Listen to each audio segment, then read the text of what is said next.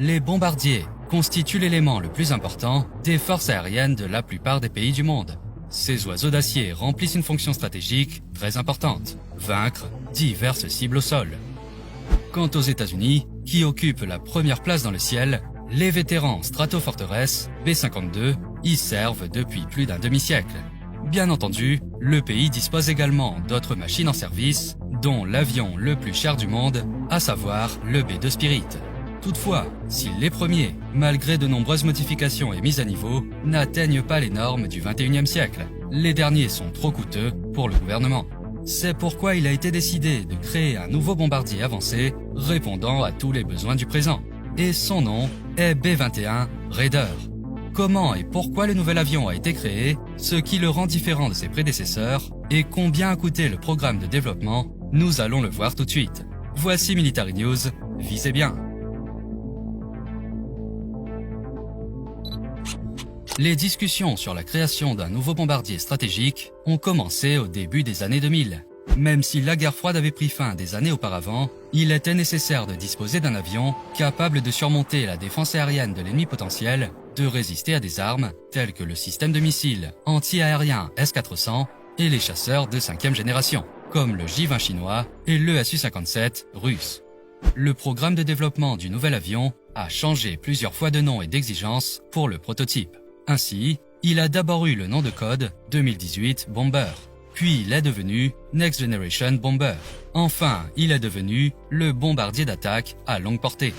Le développeur du projet était la grande entreprise américaine Northrop Grumman.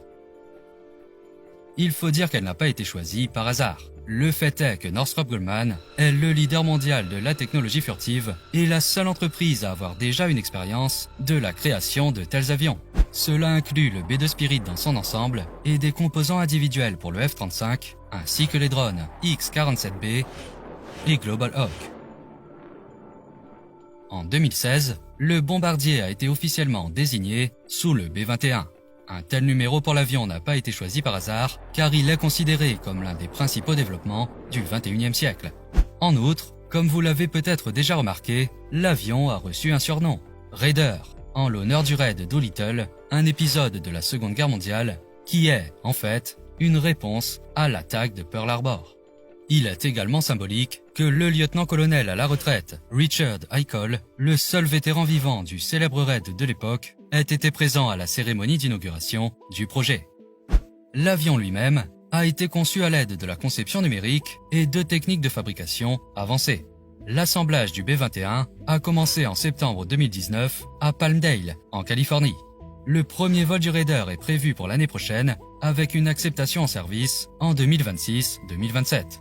L'armée de l'air américaine prévoit d'obtenir au moins 149 unités pour remplacer sa flotte actuelle de bombardiers stratégiques B-1 Lancer et B-2 Spirit et l'agrandir pour répondre aux besoins futurs. Disons d'emblée que le B-21 a beaucoup de points communs avec son prédécesseur. Cependant, l'une des principales différences est le prix.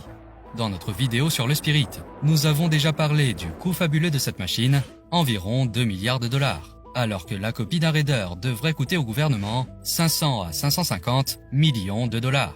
La différence est tangible. L'entretien de l'avion sera également moins coûteux car il ne sera pas nécessaire de construire des hangars individuels spéciaux. Néanmoins, l'ensemble du programme de création d'un nouvel avion coûte encore au gouvernement américain un montant d'environ 55 milliards de dollars. Voyons maintenant les caractéristiques techniques du Raider. Les dimensions exactes de l'oiseau d'acier restent classées secrètes, mais des informations circulent selon lesquelles le B-21 serait plus petit que son prédécesseur. Dans ce cas, les concepteurs veulent conserver la masse maximale au décollage de la machine, environ 170 tonnes, et l'indicateur de la charge de combat, jusqu'à 27 tonnes. L'avion est réalisé selon le schéma aérodynamique de l'aile volante, qui permet de réduire de manière significative la surface effective de diffusion et par conséquent de réduire la visibilité radar par rapport aux avions à bout d'ailes verticaux. Un autre avantage est que le bombardier est conçu sur les principes de l'architecture ouverte. Cette solution permet l'utilisation d'équipements modulaires et rend possible l'installation de nouveaux systèmes sans modifier la conception. Cet avion moderne disposera des équipements embarqués les plus récents. telles que des stations optiques radar, OLS, semblables à celles installées sur le chasseur F-35, AN/AQ-37 et AQ-40.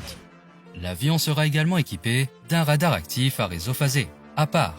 Son développement sera probablement confié à la même société, Northrop Grumman, qui a déjà acquis de l'expérience dans la création de radars pour les F-22 et F-35. Toutefois, le nouveau modèle disposera d'un nombre beaucoup plus important de modules de réception et d'émission, ce qui augmentera la capacité du radar et donc sa capacité à détecter les cibles et le brouillage.